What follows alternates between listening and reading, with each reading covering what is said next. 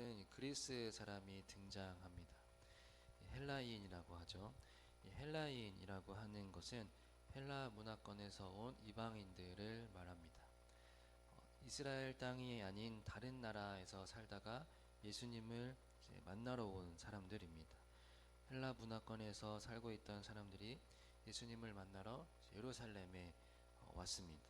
이 사람들은 갈릴리 베세다 출신 빌립에게 가서 예수님을 뵙고 싶다고 말합니다. 아마 베세다는 갈릴리에서도 북쪽에 있었기 때문에 그쪽 인근에 살았던 이방인들이었을 것입니다. 그 이방인들이 빌립을 알고 찾아와 예수님을 만나고 싶다고 말했던 것입니다. 이 빌립은 안드레에게 이 사람들을 소개를 하고 이제 빌립과 안드레가 같이 예수님에게 찾아가서 그 사람들이 예수님을 만나고 싶다라고 이렇게 전달을 합니다. 예수께서는 그 헬라인들을 소개받으시고 말씀하십니다. 인자가 영광을 받을 때가 왔다. 이렇게 말씀하십니다. 예수께서 영광을 얻는다는 것은 죽음과 부활을 의미합니다. 그런데 여기서 영광의 의미는 죽음에 더 무게가 있습니다. 영광과 죽음 같은 의미가 여기에 두 개의 같은 의미가 있지만 지금 이 상황에서는 영광보다는 더 죽음의 의미가 무게가 더 있어 보입니다. 왜냐하면 이제 예수께서 고난받을 때가 가까웠기 때문이고 24절부터 죽음에 대해 말씀하시기 때문입니다. 그러니 예수께서 지금 말씀하시는 이 영광은 죽음과 고난의 의미가 강합니다. 그렇다면 헬라인들이 찾아온 것과 인자의 영광은 어떤 관련이 있어서 이렇게 예수님께서 말씀하셨을까요? 예수께서는 자신에게 찾아온 헬라인들에게 왜 이렇게 인자가 영광을 얻을 때가 왔도다 이렇게 말씀하셨을까? 그것은 예수님의 죽음을 통해 하나님의 구원이 유대인뿐만이 아니라 이방인들까지도 포함하는 이 우주적인 구원이 이루어지기 때문입니다. 골로새서 3장 11절에도 이렇게 말씀하십니다. 거기에는 그리스 사람이나 유대 사람이나 할례를 받은 사람이나 할례를 받지 않은 사람이나 야만인이나 스그디아 사람이나 종이나 자유인이 따로 없습니다. 오직 그리스도는 모든 것이요 모든 것 안에 계십니다. 이렇게 말씀하십니다. 하나님의 구원은 유대인에게만 있는 것이 아니라 헬라인이든 어떤 사람이든 상관없이 모든 사람을 위해 차별 없이 구원이 있습니다. 그러나 당시의 유대교에서 이방인들을 무시하고 부정하게 여겼습니다. 성전에도 들어갈 수 없었습니다. 오직 이방인의 뜰에서만 예배할 수 있었습니다.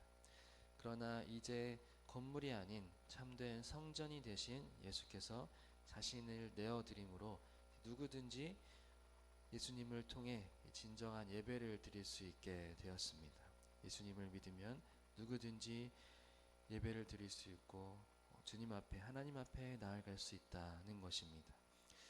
그래서 예수께서 24절에 자신이 미랄이 되어 죽으면 열매를 많이 맺는다.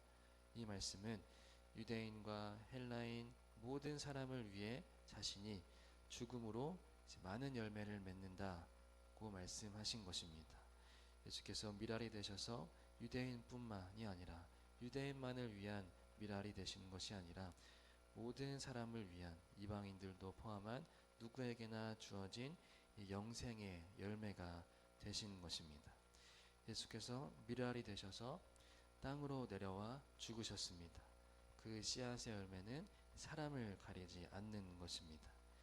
유대인들이 부정하다고 여겼던 이방인들에게도 그리스도의 죽음은 구원의 길이 되었습니다. 우리가 사랑하는 사람이든 미워하는 사람이든 우리가 좋아하는 사람이든 싫어하는 사람이든 주님은 그 사람을 위해 미랄이 되셨습니다. 우리나라 사람이든 외국인 노동자든 그 사람을 위해 미랄이 되셨습니다. 교도소에 있는 사람을 위해서도 미랄이 되셨습니다. 북한 사람을 위해서도 미랄이 되셨습니다. 복음은 이렇게 사람을 가리지 않습니다. 모든 사람에게 미치는 하나님의 능력입니다. 그런데 한 가지 우리가 짚고 넘어가야 할 것은 이 많은 열매라는 말인데요. 이 열매라는 것을 생각할 때 우리는 사람을 생각합니다. 이 사람을 교회로 나오게 하고 부흥시키고 하는 것을 생각합니다. 그러나 성경에서 이 열매는 성령의 열매입니다. 성령의 열매는 무엇인가요? 사랑과 희락, 화평, 오래 참음, 자비, 양선, 충성, 온유, 절제, 이와 같은 것들입니다. 성령님이 임하시면 그 사람은 이러한 성령의 열매를 맺는 것입니다. 사람을 데려오거나 많아지는 것이 열매가 아니라 이렇게 성령의 열매를 맺는 것이 한 사람의 열매다는 것입니다. 예수를 믿게 하는 것이 열매가 아니라 예수를 믿으라고 말하는 것이 성령님이 임하신 사람의 열매입니다. 열매는 눈에 보이는 결과에 있지 않고 우리의 모습에 있습니다. 우리의 마음의 변화에 있는 것입니다. 다른 사람에게 복음을 전할 수 없었던 사람이 누군가에게 복음을 전하는 그 자체가 성령의 열매입니다. 사랑할 수 없던 사람이 사랑을 행하는 것, 이것이 성령의 열매입니다. 오래 참지 못하던 사람이 성령님의 힘으로 오래 참을 수 있는 것, 기쁨이 없었던 사람이 기쁨이 생겨나는 것, 성령께서 주시는 기쁨이 있는 삶, 화평케 하지 못하던 사람이 화평하게 하는 사람이 되는 것, 이것이 성령의 열매라는 것입니다. 우리가 이런 성령의 열매를 맺는 하나님의 사람이 되시기를 바랍니다. 우리도 한 알의 밀알이 되어서 그리스도를 닮은 성령의 열매를 맺기를 바랍니다. 이제 25절에서 26절을 보면요, 이 전까지는 예수님의 죽으심에 대한 내용이었지만 이제는 제자들에게 너희가 죽어야 한다 라는 말씀을 하십니다. 예수님을 믿고 따른다 하는 것은 예수께서 가신 이 밀알의 삶, 십자가의 삶을 따라가야 한다는 것이죠. 자기의 생명을 사랑하는 자는 잃어버릴 것이고 자기의 생명을 미워해야 영원한 생명을 얻을 수 있다고 말씀하십니다. 예수를 따른다는 것은 자신의 삶을 버릴 수 있어야 하고 생명까지 바칠 수 있어야 하고 세상에서 잘 되고자 하는 욕심도 버려야 하는 것인데, 자신의 삶에서 우리 그 지난번에 학생부 아이 중에 이제 혜윤이의 학생의 간증의 마음을 공감해 본다면 이렇게 자신의 삶에서 그러한 결단과 용기까지는 안 되는 것입니다. 세상에서 잘 되고자 하는 욕심도 버려야 하는 것인데 그것이 잘 안 되는 것입니다. 물론 하나님께서 우리에게 생활과 환경을 극단적으로 포기하라고는 하시지 않습니다.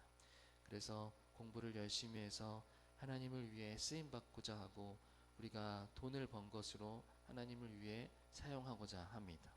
하지만 결국 우리의 인생을 절벽 끝에 세워놓는다면 우리의 생명조차 아끼지 않는 그 삶이 예수를 따르는 삶이 되는 것입니다. 초대교회 때도 주 예수를 믿으라 그리하며 너와 내 집이 구원을 얻으리라 라는 이 믿음의 고백은 사실 이 생명을 거는 고백이었습니다. 25절에 미워하다가 나옵니다. 미워하다는 말은 불신자와 믿는 자, 신자를 구분하는 중요한 단어입니다. 불신자의 특징은 예수님을 미워하는 자들이죠. 예수님을 사랑하지 않는 것입니다. 반대로 신자, 믿는 자들의 특징은 자신의 목숨을 미워하는 사람입니다. 불신자는 예수님을 미워하고 신자는 자신의 목숨을 미워하는 것입니다. 왜냐하면 이 자신의 목숨보다 주님을 더 사랑하기 때문입니다. 그래서 마침내 영생을 얻는 자입니다. 이렇게 자신의 목숨을 미워하는 자는 하나님께서 사랑하시고 그의 삶을 영생으로 보호하십니다. 우리도 예수님처럼 한 알의 밀알이 되기를 바랍니다. 우리의 삶에 한 알의 밀알이 되어야 할 것들이 참 많이 있습니다. 우리가 버티고 있는 것들, 우리의 고집, 우리의 자존심, 다른 사람을 받아들이지 못하는 마음, 또 욕심, 또 이기려고 하는 것, 또 또 하나님의 뜻보다 내 목표를 이루고자 하는 것, 이 수많은 것들이 모두 미랄이 되어야 합니다. 그래야 하나님께서 우리를 귀히 여기시고 우리를 들어 하나님을 영광스럽게 올리신 것입니다. 예수님을 따른다는 것은 나 자신을 죽이고 낮추고 손해보는 삶입니다. 우리가 미랄이 될 때 하나님께서 영광을 얻으십니다. 우리가 아버지의 영광을 위해 미랄이 되시기를 주님의 이름으로 소망합니다. 아멘. 하나님, 우리가 나 자신을 위해 살지 않게 하시고 하늘의 미랄이 되어 아버지를 영광스럽게 하는 성령의 열매가 되게 하옵소서. 주님을 위해 살게 하옵소서. 예수님의 이름으로 기도합니다. 아멘.